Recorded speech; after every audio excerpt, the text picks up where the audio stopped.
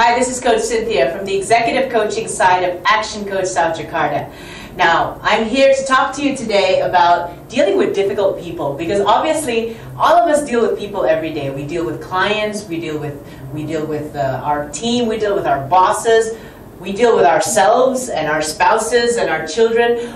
All of us deal with certain types of people every day. Now, how many of you have felt that dealing with people is rather challenging, especially if you don't understand them? Okay, so some of us, we call them aliens, we call them, people from outer space, because we just don't understand why they do what they do, why they say what they say.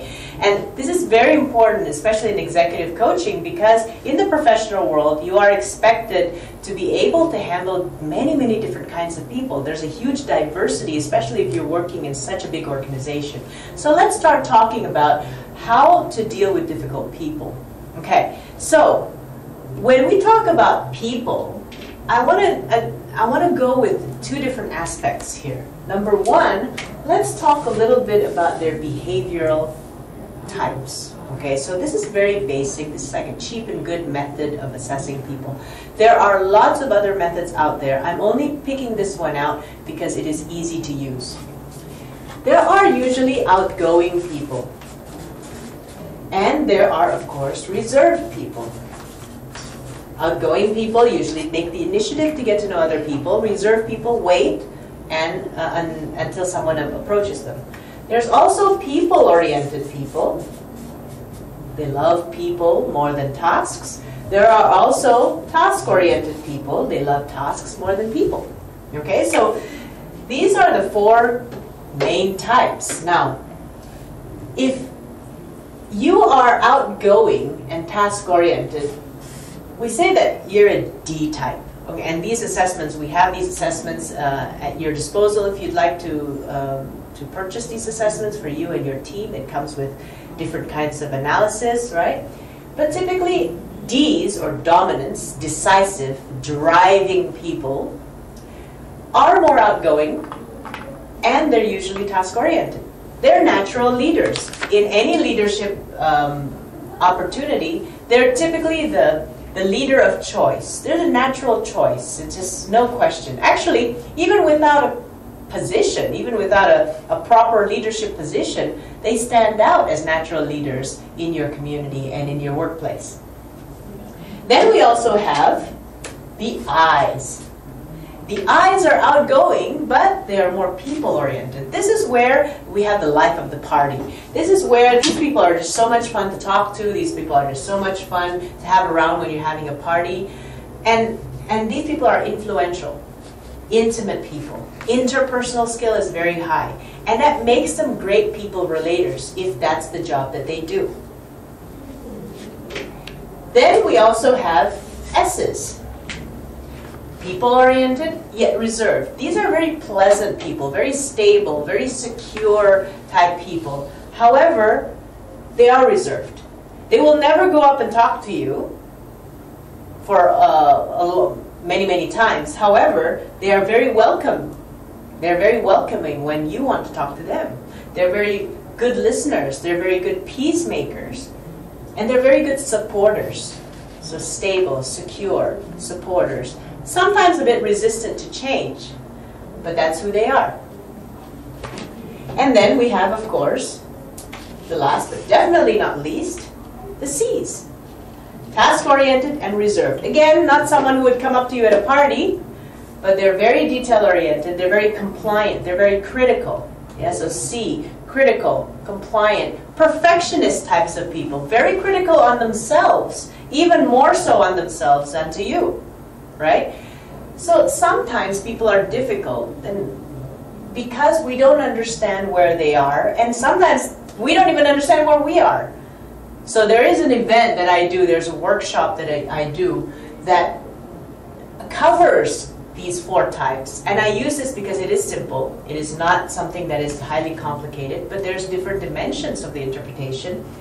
We cover these four types, and we also help you to assess yourself. We will give you an assessment that helps you identify what type of person that you are. And then let's address certain issues about dealing with difficult people. For instance, okay, so what? I know that I am one of these quadrants. The question is, how do different people of different quadrants think? That might already be misaligned with how you think. So if you don't understand how to put yourself into their thinking shoes, it might be difficult even to understand them. You know, not just to handle them, but even understanding them can be difficult. The other thing is, how do people communicate? Different styles for different quadrants. What strategies do people in each quadrant use to communicate their ideas? How do they communicate disappointment? How do they communicate motivation? You know, some people like over here, it's like, you know, whenever I'm motivated, I jump up and down and I get cheerful. Well, you know, you can be like that because you are at this outgoing and people quadrant. However, if you look at someone at this quadrant, even if they're excited, they might be pretty much, you know, straight-faced. And it's not because they're not excited, it's because they're a different person, they're a different level. So judging people based on your quadrant could be quite dangerous. So how do people communicate? How do you talk to different kinds of people? How do you motivate? What are the motivating styles for different types of people? What drives each quadrant? That might be interesting for you to understand as well, especially if you're leading them. How do different kinds of people behave? So we talk about how they think, but how do they behave? How do you understand that what those behaviors mean?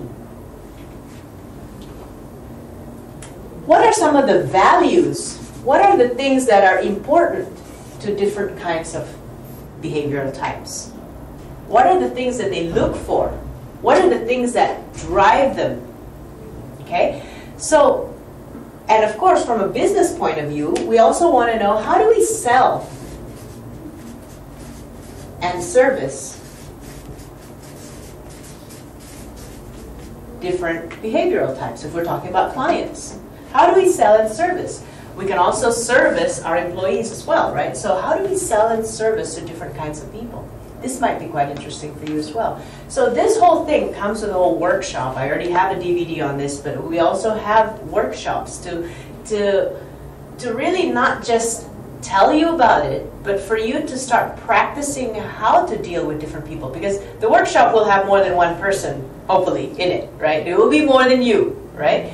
So you will have to practice identifying different kinds of people, determining how to speak to different kinds of people, noticing how different people styles are, and then using certain strategies to change your style to adapt to different kinds of people. So I like this to make this a very interactive workshop for you to come out of this and learn from this workshop how to adapt yourself, how to adjust yourself so that you can fit different kinds of people. So this is why people are difficult for you right now. Fine. Let's get that going. On the first hand, let's understand who they are, who you are. On the second hand, let's also understand how they think, how they communicate, how they motivate themselves, how they behave, what values they hold, and of course, practically, how do we sell and service to these people?